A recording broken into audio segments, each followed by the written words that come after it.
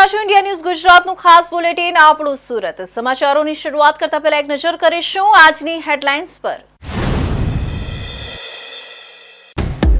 સુરતનો તાપી નદી પરનો વિયરકમ કોઝવે 4 મહિનાથી બંધ। 25 વર્ષમાં ચોથી વાર નવેમ્બર મહિનામાં ઉકાઈ ડેમ 345 ફૂટની ભયજનક સપાટીએ પહોંચ્યો। પાણીની આવકની સામે જાવક ચાલુ।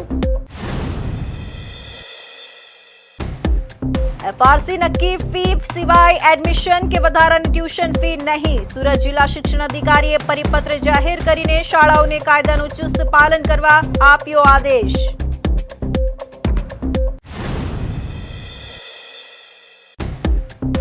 बीआरटीएस में ईवी बस दौड़ावाता वार्षिक 18 लाख लीटर डीजलनी बचत। सूरत प्रथम शहर ज्यां बीआरटीएस रूट पर दौड़ती तमाम बस ईवी कार्बन में वार्षिक 200 टननो घटाडो।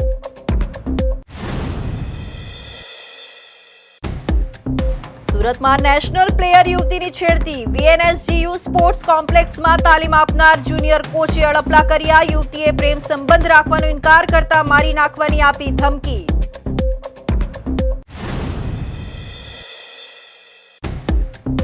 अने वाहन चोरीना गुनानो आरोपी 23 वर्षे झड़पायो। सूरतमांथी चोरी करी श्रीनाथजीना चरणे गयो ने ट्रेक्टर चलाववा लाग्यो। पोलीसे 3 दिवस वोच गोठवी पकड़ी पाड्यो।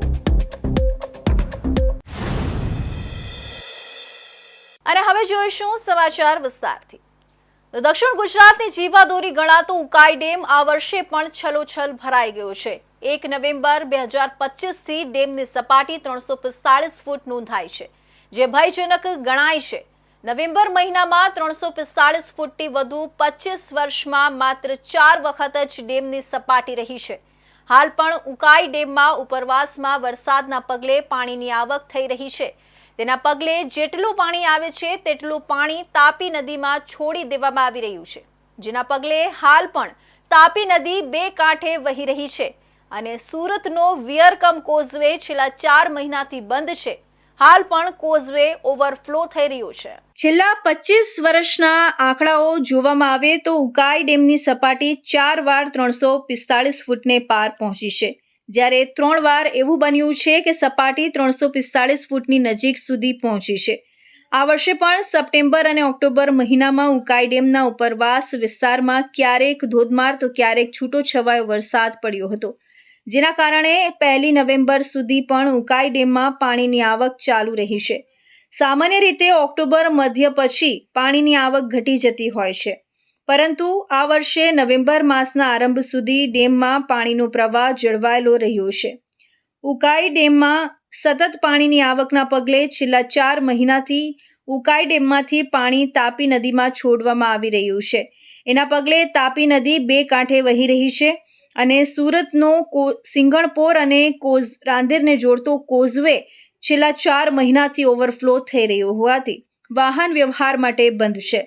ઉકાઈ ડેમની સપાટી હાલની સપાટી 345 ફૂટ છે અને 22,000થી વધુ ક્યુસેક પાણીની આવક થઈ રહી છે, જેના પગલે જેટલું પાણી આવી રહ્યું છે તેટલું જ પાણી તાપી નદીમાં છોડી દેવામાં આવી રહ્યું છે। વર્ષ 2006 બાદ ઉકાઈ ડેમની સપાટી છેલ્લા 5 વર્ષમાં સતત ઊંચી જળ સપાટી પર રહી છે, જે ઉપરવાસના સતત વરસાદ અને સમાન વરસાદી વિતરણનું પરિણામ છે। वर्ष 2006 में सौथी वधारे 346 सपाटी रही है, कारण के ते वर्षे पूर आव्युं हतुं। वर्ष 2006 बाद सपाटी ने कंट्रोल में राखवानो प्रयास थयो होय तेवुं आंकड़ा परथी जोई शकाय छे। उकाई डेम मांथी ज दक्षिण गुजरातना सूरत, तापी अने नवसारी सुधी खेती तेमज पीवाना पाणीनो पुरवठो पूरो पाडवामां आवे छे। आ वर्षे पण पूरतुं पाणी उपलब्ध रहेता आवनारी सीजनमां सिंचाई माटे पाणीनी अछत रहेवानी शक्यता नथी। हाल कमोसमी वरसादे खेडूतोनी स्थिति बगाड़ी छे, परंतु डेमनुं पाणी उनाळाना पाक सुधी राहत आपशे। सूरत जिल्लामां नर्मदा केनाल, उकाई केनाल अने मिनी माइनर प्रोजेक्टना माध्यमथी पाणीनो सप्लाय सतत सुव्यवस्थित रीते थशे एवी अपेक्षा छे। छेल्ला 5 वर्षथी नवेम्बर महीनामां उकाई डेमनी सपाटी 344 फूटथी વધુ નોંધાતી આવી છે। આ દર્શાવે છે કે છેલ્લા કેટલાક વર્ષોમાં વરસાદી પેટર્ન ભલે બદલાઈ હોય, પરંતુ ઉપરવાસ વિસ્તારમાં જળ સંચય પૂરતો રહ્યો છે। દક્ષિણ ગુજરાત માટે ઉકાઈ ડેમની આ સપાટી પીવાનું પાણી, ખેતી અને ઔદ્યોગિક જરૂરિયાતો માટે જીવનદોરી રૂપ આશીર્વાદ સમાન છે. ડેમ સંપૂર્ણ ભરાઈ જતા દક્ષિણ ગુજરાતના ખેડૂતો પરથી જળ સંકટ ટળી ગયું છે. આનાથી આગામી 1 વર્ષથી વધુ સમય માટે સિંચાઈ અને ઔદ્યોગિક હેતુઓ માટે પર્યાપ્ત પાણીનો જથ્થો ઉપલબ્ધ થશે, જે પ્રદેશના લોકો માટે સારા સમાચાર છે.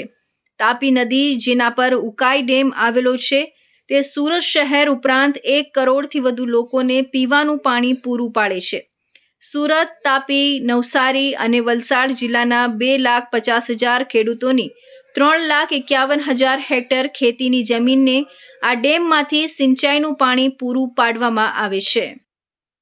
ફી નિયમન સમિતિએ સુપ્રીમ કોર્ટના તાજેતરના ચુકાદાને પગલે સુરત જિલ્લાની તમામ ખાનગી શાળાઓને સ્પષ્ટ સૂચના આપી છે કે તેઓ એફઆરસી દ્વારા નક્કી કરાયેલી ફી સિવાય કોઈ પણ પ્રકારની વધારાની ફી, જેમ કે વન ટાઈમ એડમિશન ફી કે વધારાની ટ્યુશન ફી ઉઘરાવી શકશે નહીં. સુરત જિલ્લા શિક્ષણ અધિકારીએ આ અંગે કડક પરિપત્ર જાહેર કરીને શાળાઓને કાયદાનું ચુસ્ત પાલન કરવા આદેશ આપ્યો છે. અન્યથા કાયદેસરની કાર્યવાહીની ચેતવણી આપવામાં આવી છે. દેશની સર્વોચ્ચ અદાલત સુપ્રીમ કોર્ટ ઓફ ઇન્ડિયા દ્વારા 29 જુલાઈ 2025ના રોજ જાહેર કરાયેલા એક વચગાળાના ચુકાદામાં ખાનગી શાળાઓ દ્વારા વન ટાઈમ એડમિશન ફી અને વધારાની ટ્યુશન ફી ઉઘરાવવાની પ્રથા સામે લાલ આંખ કરવામાં આવી હતી. આ ચુકાદામાં સ્પષ્ટપણે ઉલ્લેખ કરવામાં આવ્યો હતો કે એફઆરસી એક્ટની કલમ 10(4) મુજબ ફી નિયમન સમિતિ દ્વારા જે ફી નક્કી કરવામાં આવી છે તે સિવાય શાળાઓ કોઈ પણ પ્રકારની વધારાની કે ગુપ્ત ફી વિદ્યાર્થીઓ પાસેથી લઈ શકશે નહીં. સુપ્રીમ કોર્ટના આદેશને આધારે ફી નિયમન સમિતિએ તુરંત જ રાજ્યના તમામ જિલ્લા શિક્ષણ અધિકારીઓને આ બાબતની જાણકારી આપી હતી અને નિર્દેશ આપ્યો હતો કે તેઓ પોતાના વિસ્તારમાં આવેલી શાળાઓને આ નિયમનું કડક પાલન કરવા માટે દેખરેખ રાખે. સુરત શિક્ષણ અધિકારી ભગીરથ પરમારે જણાવ્યું હતું કે જિલ્લામાં આવેલી તમામ ખાનગી શાળાઓને સંબોધતો એક સ્પષ્ટ પરિપત્ર જાહેર કરવામાં આવ્યો છે. તમામ શાળાઓએ સુપ્રીમ કોર્ટના ચુકાદાનું અને એફઆરસી દ્વારા નક્કી કરાયેલી ફીનું ચુસ્તપણે પાલન કરવું. જો કોઈ શાળા one time admission fee, tuition fee સિવાયની કોઈ પણ પ્રકારની વધારાની ફી ઉઘરાવશે તો તેને નિયમભંગ ગણવામાં આવશે. જો કોઈ શાળા સુપ્રીમ કોર્ટના આદેશનો ભંગ કરશે અથવા એફઆરસી દ્વારા નક્કી કરેલી ફી કરતાં વધુ રકમ વસૂલ કરશે તો તેવી શાળાઓ સામે કાયદેસરની કાર્યવાહી કરવામાં આવશે. દક્ષિણ ગુજરાત ફી રિવિઝન કમિટી દ્વારા સર્ક્યુલર કરવામાં આવ્યો છે. સુપ્રીમ કોર્ટમાં એસએલપી જે દાખલ કરવામાં આવી હતી એ અનુસંધાનમાં તેનો વચગાળાનો જે રિપોર્ટ આવ્યો છે, વચગાળાનો જે આદેશ આવ્યો છે, એને ધ્યાનમાં રાખી તમામ શાળાઓને તાકીદ કરવામાં આવી છે કે એફઆરસી દ્વારા જે ફી નક્કી કરવામાં આવી છે એ ફી સિવાય ઉપરાંત વધારાની પ્રવેશ ફી, સત્ર ફી અથવા તો ટ્યુશન ફી કોઈ પણ પ્રકારની કોઈ શાળા લઈ શકશે નહીં. જો શાળા આ બાબતની ફી લેતી હશે, ધ્યાનમાં આવશે તો શાળાની વિરુદ્ધમાં કડકમાં કડક કાર્યવાહી કરવામાં આવશે. કાયદાકીય કાર્યવાહી અંતર્ગત શાળાની તપાસ કરતાં જો માલુમ પડતું તો શાળાને 5 લાખ રૂપિયા સુધીની દંડની જોગવાઈ કરવામાં આવી છે. આ ઉપરાંત જે પણ ફી લીધી છે એના કરતાં ડબલ રિટર્ન કરવા માટેની પણ જોગવાઈઓ છે. આ માટેની સત્તા સંપૂર્ણ ફી રિવિઝન કમિટીને આપવામાં આવેલી છે અને જો વધારે બાબતની અંદર વિસંગતતાઓ જણાશે તો શાળાની માન્યતા રદ કરવા સુધીની પણ કાર્યવાહી કરવામાં આવશે. સુરત ડીઈઓ દ્વારા આપવામાં આવેલી આ સ્પષ્ટ સૂચનાના કારણે હવે ખાનગી શાળાઓએ ફી ઉઘરાવવાના મામલે વધુ સાવધાની રાખવી પડશે. જો વાલીઓ પાસેથી કોઈ પણ શાળા દ્વારા વધારાની ફી લેવામાં આવે તો તે એફઆરસી અને ડીઈઓને ફરિયાદ કરી શકશે. આ નિર્ણયથી સુરતના વાલીઓને મોટી રાહત મળી છે, જેઓ લાંબા સમયથી શાળાઓ દ્વારા વસૂલાતી મનસ્વી ફી સામે સંઘર્ષ કરી રહ્યા હતા. તો ભારતને 2070 સુધીમાં નેટ ઝીરો કાર્બન કન્ટ્રી બનાવવાનો લક્ષ્યાંક રાખવામાં આવ્યો છે. ગુજરાતે આ લક્ષ્યને સિદ્ધ કરવા માટે clean and green urban mobility માટે કદમો ઉઠાવ્યા છે, જેમાં સુરત મહાનગરપાલિકાના બીઆરટીએસ પ્રોજેક્ટનો પણ મહત્વનો રોલ રહ્યો છે. સુરત મહાનગરપાલિકાએ તેના માસ ટ્રાન્સપોર્ટેશન પ્રોજેક્ટમાં એક મહત્વપૂર્ણ નિર્ણય લીધો છે, જેના પરિણામે શહેરમાં પર્યાવરણ અને કાર્બન ફૂટપ્રિન્ટ પર નોંધપાત્ર હકારાત્મક અસર જોવા મળી રહી છે. એસએમસીએ બીઆરટીએસના તમામ 13 રૂટ પર દોડતી કુલ 352 ડીઝલ બસોને સંપૂર્ણપણે ઇલેક્ટ્રિક બસમાં રૂપાંતરિત કરી દીધી છે, જેના કારણે વાર્ષિક 18 લાખ લીટર ડીઝલની બચત પણ થઈ છે. સાથે દર મહિને 200 ટન કાર્બન ડાયોક્સાઇડનો ઘટાડો નોંધાયો છે. મહાનગરપાલિકાના આ નિર્ણયથી શહેરને ગ્રીન ટ્રાન્સપોર્ટેશનની દિશામાં મોટો વેગ મળ્યો છે. BRTS રૂટને ગ્રીન રૂટ તરીકે ડિઝાઇન કરવામાં આવ્યો છે. SMCની આ નવતર પહેલને કારણે હવે દૈનિક હજારો લીટર ડીઝલની બચત થઈ રહી છે, જે સીધી રીતે શહેરી પર્યાવરણને ફાયદો પહોંચાડી રહી છે. શહેરમાં દરરોજ 2 લાખથી વધુ મુસાફરો માસ ટ્રાન્સપોર્ટેશન સુવિધાનો લાભ લે છે, જે પૈકી 1,25,000થી વધુ મુસાફરો BRTS રૂટ પર દોડતી આ 352 ઇલેક્ટ્રિક બસમાં સવારી કરી રહ્યા છે. SMCના આંકડાઓ અનુસાર ઇલેક્ટ્રિક બસ શરૂ થવાથી કાર્બન ઉત્સર્જનમાં અકલ્પનીય ઘટાડો નોંધાયો છે. ડીઝલ બસ દૈનિક સરેરાશ 25,000 કિલોમીટર ચાલતી હતી અને ડીઝલને કારણે દર કિલોમીટરે 0.25 કિલો કાર્બન ડાયોક્સાઇડ CO2નું ઉત્સર્જન થતું હતું. બસો ઓન રોડ થતાં પ્રતિદિન 6,000 લીટર ડીઝલની બચત થઈ રહી છે, જેના કારણે દૈનિક 6.50 ટન કાર્બન ડાયોક્સાઇડનું ઉત્સર્જન અટક્યું છે. વાર્ષિક ગણતરી મુજબ SMCએ વર્ષે 2,372.50 ટન CO2 હવામાં ભળતો અટકાવી દીધો છે, જે દર મહિને આશરે 200 ટન કાર્બન ડાયોક્સાઇડનો ઘટાડો દર્શાવે છે. આ નિર્ણયને લીધે શહેરના કુલ પ્રદૂષણમાં 15% ઘટાડો જોવા મળ્યો છે, જેમાં PM 2.5 અને નાઇટ્રોજન ઓક્સાઇડ જેવા ઝેરી કણોમાં પણ નોંધપાત્ર ઘટાડો થયો છે. વાર્ષિક 18 લાખ લીટરથી વધુ ડીઝલનો ધુમાડો થતો અટકાવી શકાયો છે. ટ્રાન્સપોર્ટ વાહન વિભાગના ચેરમેન સોમનાથ મરાઠેના જણાવ્યા અનુસાર પર્યાવરણીય ફાયદાની સાથે સાથે બસ આર્થિક રીતે પણ ફાયદાકારક છે. સુરત મહાનગરપાલિકાએ નેટ ઝીરો મિશન હેઠળ વર્ષ 2027 સુધીમાં 1,100 ઇલેક્ટ્રિક બસ ઓન રોડ કરવાનું લક્ષ્ય રાખ્યું છે. આ સંપૂર્ણ પ્રોજેક્ટથી વાર્ષિક 50 કરોડ રૂપિયાની બચત થશે અને સુરત શહેરને દેશમાં ગ્રીન સિટી તરીકેની નવી ઓળખ મળશે, જે સસ્ટેનેબલ ડેવલપમેન્ટની દિશામાં એક ઉત્તમ ઉદાહરણ પૂરું પાડશે.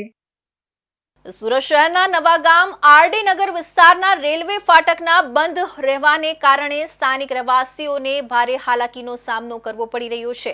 રોજિંદા સ્કૂલ કોલેજ જતા વિદ્યાર્થીઓથી લઈને નોકરીએ જતા લોકો સુધી સૌને લાંબો વળાંક લઈ જવો પડે છે. સમય અને ઈંધણ બંનેનો બગાડ થતો હોવાથી લોકોમાં ભારે નારાજગી ફેલાઈ છે. સુરત શહેરના નવાગામ RD નગર વિસ્તારનો રેલવે ફાટક છેલ્લા ઘણા સમયથી બંધ હોવાથી સ્થાનિક રહેવાસીઓને ભારે મુશ્કેલીનો સામનો કરવો પડી રહ્યો છે. આ ફાટક પરથી રોજિંદા હજારો લોકો અવરજવર કરતા હોય છે, જેમાં સ્કૂલ અને કોલેજ જતા વિદ્યાર્થીઓ તથા નોકરી પર જતા લોકોને મુશ્કેલી પડી રહી છે.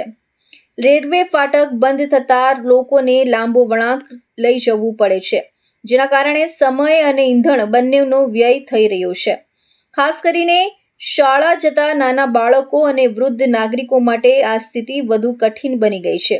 સ્થાનિક રહેવાસીઓએ આક્ષેપ કર્યો છે કે વિસ્તારના નગરસેવક તથા લીંબાદના ધારાસભ્ય બિહારની ચૂંટણીમાં વ્યસ્ત હોવાથી સ્થાનિક પ્રશ્નો પ્રત્યે ઉદાસીનતા દાખવી રહ્યા છે. લોકોનું કહેવું છે કે અનેકવાર રજૂઆત કર્યા બાદ પણ કોઈ કાર્યવાહી થઈ નથી. રહેવાસીઓએ તાત્કાલિક આ રેલવે ફાટક ખોલવાની માંગ કરી છે અને જો તંત્ર દ્વારા કોઈ યોગ્ય નિર્ણય લેવામાં નહીં આવે તો આગામી સમયમાં આંદોલન કરવાનો ચેતવણી પણ આપી છે. ફાટક તાત્કાલિક ખોલો, નહીંતર રસ્તા પર ઉતરવું પડશે. નવાગામમાંથી આ ફાટક મિનિમમ મારું જન્મ બી નહીં થયું એ દિવસથી આ ફાટક છે. અમારું નાનપણથી આ ફાટકથી આ સાઈડથી જવાનું, ત્યાં સાઈડથી જવાનું, કારણ કે લીંબાદ બાજુ જવાનું આ એક ફાટક હતો, નવાગામ બાજુ આવવાનું આ એક જ ફાટક હતો.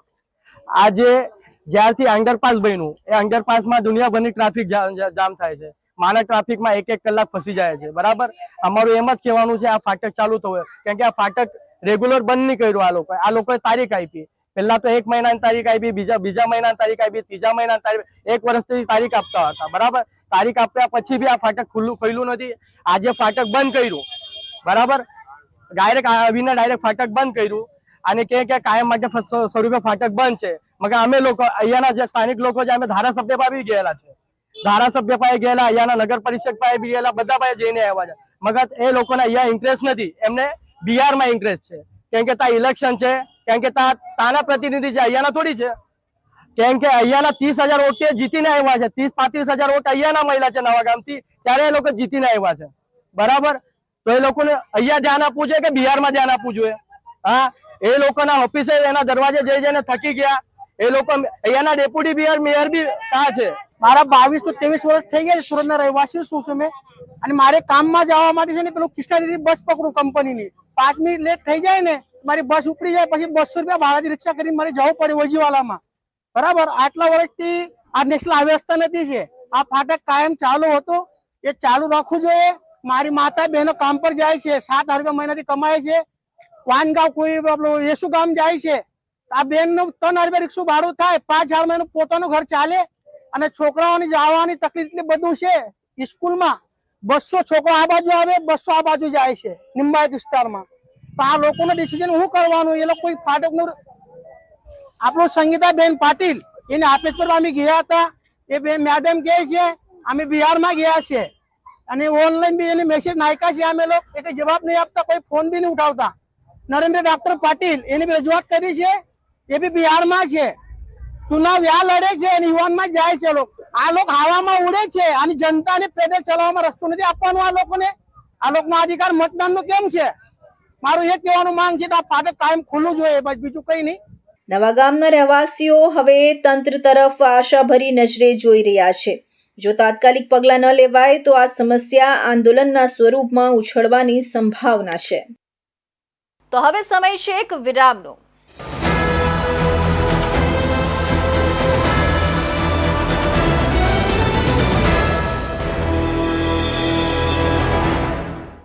મુદ્દાઓ છે દેશના, પેનલ પર થશે ચર્ચા, વાતમાં થશે સ્પષ્ટ સંવાદ. અમે લાવીએ છીએ તમારા પ્રશ્નોને મંચ પર.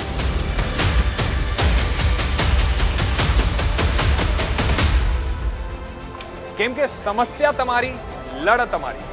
જુઓ મારી સાથે ફક્ત ઇન્ડિયા ન્યૂઝ ગુજરાત પર.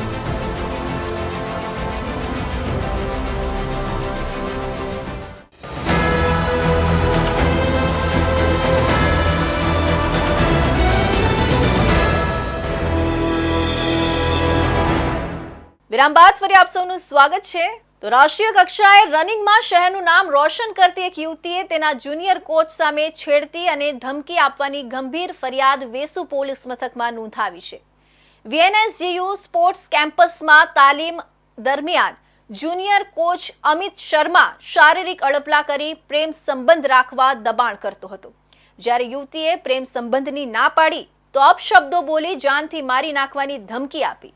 યુવતીની ફરિયાદના આધારે પોલીસે તાત્કાલિક કાર્યવાહી કરીને આરોપી જુનિયર કોચની ધરપકડ કરી અને કાયદેસરની તપાસ હાથ ધરી છે. શહેરની વીર નર્મદ દક્ષિણ ગુજરાત યુનિવર્સિટીના સ્પોર્ટ્સ કેમ્પસમાં આ યુવતી રાબેતા મુજબ રનિંગની તાલીમ લેતી હતી. તે સિનિયર કોચના માર્ગદર્શન હેઠળ જુનિયર કોચ અમિત જગદંબા શર્મા, જે પાંડેસરા ખાતે રહે છે, તેની પાસેથી તાલીમ લઈ રહી હતી. ફરિયાદ મુજબ તારીખ 10/7/2025 થી તારીખ 1/9/2025 સુધીના સમયગાળા દરમિયાન જુનિયર કોચ અમિત શર્માએ તાલીમ આપતી વખતે યુવતી સાથે અયોગ્ય વર્તન કર્યું હતું. યુવતીએ આક્ષેપ કર્યો છે કે કોચ દ્વારા તેને તાલીમ આપતી વખતે સતત શારીરિક અડપલા કરવામાં આવતા હતા અને પ્રેમ સંબંધ રાખવા માટે દબાણ કરવામાં આવતું હતું. નેશનલ રનિંગ પ્લેયર યુવતીએ ફરિયાદમાં જણાવ્યું છે કે જુનિયર કોચ અમિત શર્માએ અલગ અલગ સમયે તેની સાથે શારીરિક અડપલા કરી છેડતી કરી હતી. આટલું જ નહીં, આરોપીએ તેને વારંવાર કહ્યું હતું કે તું મને ખૂબ જ પસંદ છે, તું મારી સાથે પ્રેમ સંબંધ રાખ. જો કે યુવતીએ તેની સાથે પ્રેમ સંબંધ રાખવાની સ્પષ્ટ ના પાડી દીધી હતી, જેથી આરોપી કોચ ઉશ્કેરાઈ ગયો હતો. તેણે યુવતીને ગંદી ગાળો આપી હતી અને માર મારવાની ધમકી પણ આપી હતી. આ બનાવથી ભોગ બનનારી યુવતી ખૂબ જ ડરી ગઈ હતી. આખરે હિંમત દાખવીને યુવતીએ આ સમગ્ર મામલે વેસુ પોલીસનો સંપર્ક સાધ્યો હતો। वेसु पुलिस स्टेशन में 3 नवंबर 2025 के रोज एक महिला फरियादी ने ऐसी अर्ज की कि वो एक प्रोफेशनल एथलीट हैं और वीर नर्मद यूनिवर्सिटी में रनिंग की कोचिंग लेती हैं और वहीं पर उनके साथ ही रनिंग प्रैक्टिस करने वाले एक पुरुष के साथ, जिसके साथ उनकी 1.5 साल पहले जान पहचान हुई थी और मोबाइल पर कभी कभी बातचीत होती थी, उन्होंने पिछले 2-3 महीनों में जुलाई से लेकर सितंबर के बीच में कुछ एक बार छेड़खानी करने की कोशिश की और धमकी दी।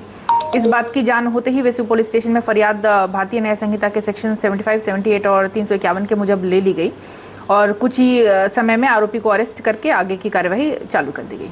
आरोप में ऐसा है कि 2 दिन, एक दिन जुलाई में और एक दिन सितंबर में ये पुरुष ने इनके साथ जबरदस्ती छेड़खानी करने की कोशिश की और जब इन्होंने ना बोला तो इनको धमकी दी और इस तहत ही गुना दाखिल किया गया। आरोपी जब जान पहचान हुई तो साथ में ही ये दोनों रनिंग प्रैक्टिस करते थे और अभी आरोपी एक जूनियर कोच तरीके कुछ लोगों को रनिंग की ट्रेनिंग भी देता है। યુવતીના ફરિયાદના આધારે વેસુ પોલીસે જુનિયર કોચ અમિત જગદંબા શર્મા વિરુદ્ધ છેડતીનો ગુનો દાખલ કર્યો હતો। ગત મોડી રાત્રે પોલીસ તાત્કાલિક કાર્યવાહી કરીને આરોપી જુનિયર કોચ અમિત શર્માની ધરપકડ કરી લીધી છે।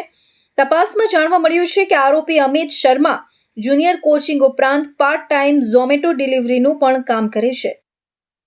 સુરતના નિર્મલ હોસ્પિટલ પાસે આવેલી એક એપાર્ટમેન્ટની નીચે આવેલી દુકાનમાં શોર્ટ સર્કિટના કારણે આગ લાગી હતી। આગની જાણ થતાં જ ફાયર વિભાગ તાત્કાલિક દોડી આવ્યું હતું। સદનસીબે આ ઘટનામાં કોઈ જાનહાનિ થઈ નથી। સુરતના નિર્મલ હોસ્પિટલના બાજુમાં આવેલા એક એપાર્ટમેન્ટના પહેલા માળે આગ લાગતા ફાયર વિભાગ દોડતું થયું હતું। ફાયર વિભાગના ઓફિસર દ્વારા જણાવ્યા અનુસાર દુકાનમાં શોર્ટ સર્કિટના કારણે આગ લાગ્યા હોવાનું સામે આવ્યું છે। જો કે દુકાન બંધ હોવાના કારણે ફાયર વિભાગે દુકાનનું શટર તોડી અંદર પ્રવેશતા સ્મોક વધારે હોવાના કારણે તકલીફ પણ પડી હતી। જો કે ત્યારબાદ પાણીનો મારો ચલાવીને કાબૂમાં લીધી હતી। જો કે દુકાનમાં રહેલા તમામ સામાન બળીને ખાક થઈ ગયો હતો। ફાયર અધિકારી દ્વારા જણાવ્યા અનુસાર આ ઘટનામાં કોઈ જાનહાનિના સમાચાર સામે આવ્યા નથી। નિર્મલ હોસ્પિટલના બાજુમાં સિવિલ 4 રસ્તાની બાજુમાં નિર્મલ હોસ્પિટલ છે, જીવન જ્યોત એપાર્ટમેન્ટ છે, તેની અંદર આ ઘટના બનેલી હતી અને સ્ટોક માર્કેટની દુકાન છે આ એરિયે, એને પહેલા માળે જ છે, એની અંદર આ ઘટના બની હતી।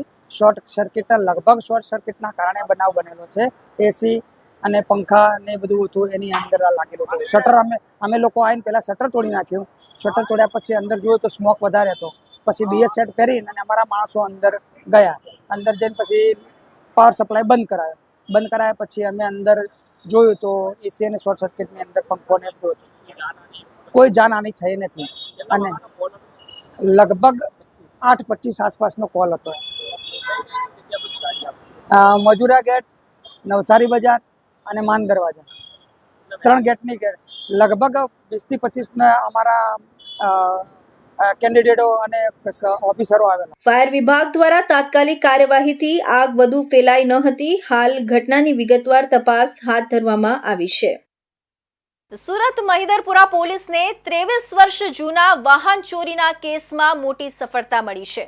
વર્ષ 2000માં ચોરીના ગુનામાં નાસતો આરોપી રાજસ્થાનના નાથદ્વારાથી પકડાયો છે। આરોપી છેલ્લા 23 વર્ષથી શ્રીનાથજી નજીક ટ્રેક્ટર ચલાવી ગુજરાન ચલાવતો હતો। 3 દિવસથી વોચ બાદ પોલીસે તેને કાબૂમાં લીધો છે। છેલ્લા 23 વર્ષથી મહિદરપુરા પોલીસ સ્ટેશનના વાહન ચોરીના ગુનામાં નાસતા ફરતા આરોપીને રાજસ્થાનના નાથદ્વારા ખાતેથી સુરત પોલીસે પકડી પાડ્યો છે। આરોપી ચોરી કરીને છેલ્લા 23 વર્ષથી શ્રીનાથજીના 4 ને પહોંચી ગયો હતો અને ટ્રેક્ટર ચલાવી ગુજરાન ચલાવતો હતો, જેને પોલીસે 3 દિવસ વોચ ગોઠવી પકડી પાડવામાં સફળતા મેળવી છે। મહિદરપુરા પોલીસ સ્ટેશન વિસ્તારમાં વર્ષ 2000માં આરોપી શંકર પન્નાલાલ ગાયરીએ અન્ય 3 આરોપીઓ સાથે મળીને એકબીજાની મદદગારીથી એક કાળા કલરની સ્પ્લેન્ડર પ્લસ મોટરસાયકલ ચોરી કરી હતી। Bike GJ 197075ની Belgium tower Mahidharpura ખાતેથી ચોરી કરીને આરોપીએ પોતાના ગામ બાગોલ ખાતે લઈ ગયો હતો। અન્ય 3 આરોપીઓને અગાઉ પકડીને અટક કરીને કાર્યવાહી કરી હતી, જ્યારે આરોપી શંકર વોન્ટેડ હતો। દરમિયાન આરોપી સામે CRPC 70 મુજબના વોરંટ પણ ઇસ્યુ થયું હતું। આરોપી શંકર છેલ્લા 23 વર્ષથી રાજસ્થાનના બાગોલ એટલે કે શ્રીનાથજીના ચરણમાં જતો રહ્યો હતો. આરોપી બાગોલ ખાતે હોવાની બાતમી મહિદરપુરા પોલીસને મળી હતી. ત્યારબાદ એક ટીમ બનાવીને રાજસ્થાન આરોપીને પકડી પાડવા માટે મોકલવામાં આવી હતી, જ્યાં 3 દિવસ આ ટીમે વોચ ગોઠવી હતી અને આરોપીને પકડી પાડ્યો હતો. આરોપી છેલ્લા 23 વર્ષથી ટ્રેક્ટર ચલાવીને મજૂરી કામ કરતો હતો. હાલ તો મહિદરપુરા પોલીસ આરોપીને લઈને સુરત આવી છે અને વધુ કાર્યવાહી હાથ ધરી છે. સુરતના અડાજણ વિસ્તારમાં થયેલી ઘરફોડ ચોરીનો ભેદ ઉકેલી સુરત ક્રાઇમ બ્રાન્ચે એક રીઢા આરોપીને ઝડપી પાડ્યો છે. આરોપી પાસેથી ચોરાયેલો લેપટોપ અને મોબાઈલ ફોન સહિત રૂપિયા 23,000નો મુદ્દામાલ કબજે કરવામાં આવ્યો છે. પોલીસે જણાવ્યું છે કે આરોપી અગાઉ પણ અનેક ચોરીના ગુનામાં ઝડપાઈ ચૂક્યો છે અને પાસા હેઠળ પણ કાર્યવાહી થઈ ચૂકી છે. શહેરની ક્રાઇમ બ્રાન્ચે અડાજણ વિસ્તારમાં થયેલી ઘરફોડ ચોરીનો ભેદ ઉકેલી રીઢા આરોપીની ધરપકડ કરી છે. આરોપી પાસેથી ચોરાયેલો લેપટોપ અને મોબાઈલ ફોન સહિત 23,000નો મુદ્દામાલ કબજે કરવામાં આવ્યો છે. પોલીસ કમિશનર અનુપમસિંહ ગેહલોત તથા સંયુક્ત પોલીસ કમિશનર અને નાયબ પોલીસ કમિશનરના માર્ગદર્શન હેઠળ ક્રાઇમ બ્રાન્ચના પોલીસ ઇન્સ્પેક્ટરની દેખરેખમાં મોબાઈલ ચોરી સ્ક્વોડની ટીમ પેટ્રોલિંગ દરમિયાન બાતમીના આધારે હરકતમાં આવી હતી. ટીમે અડાજણ BAPS મંદિર પાસે રસ્તા પરથી આરોપી રુસ્તમ ઉર્ફે બાંદર ઇમરાન શેખને પકડી પાડ્યો હતો. તેની પાસેથી એક લેપટોપ અને એક મોબાઈલ મળી આવ્યા હતા. પ્રાથમિક પૂછપરછ દરમિયાન તેણે 2 નવેમ્બર 2025ની મોડી રાત્રે અડાજણ હનીપાર્ક રોડની પ્રણવ રો હાઉસ સોસાયટીના એક મકાનમાં ઘૂસી પ્રથમ માળેથી ચોરી કર્યાની કબૂલાત કરી હતી. આ મામલે અડાજણ પોલીસ સ્ટેશનમાં નોંધાયેલા ઘરફોડ ચોરીના ગુનાનો ભેદ ઉકેલાયો છે. પોલીસે આરોપી પાસેથી મુદ્દામાલ રિકવર કર્યો છે અને અડાજણ પોલીસને કબજો સોંપવામાં આવ્યો છે. પોલીસ મુજબ આરોપી રુસ્તમ ઉર્ફે બાંદર ઇમરાન શેખ અગાઉ પણ રાંદેર, અડાજણ અને જહાંગીરપુરા વિસ્તારોમાં ચોરીના અનેક ગુનામાં ઝડપાઈ ચૂક્યો છે અને પાસા હેઠળ પણ અટકાયત થઈ ચૂકેલી છે.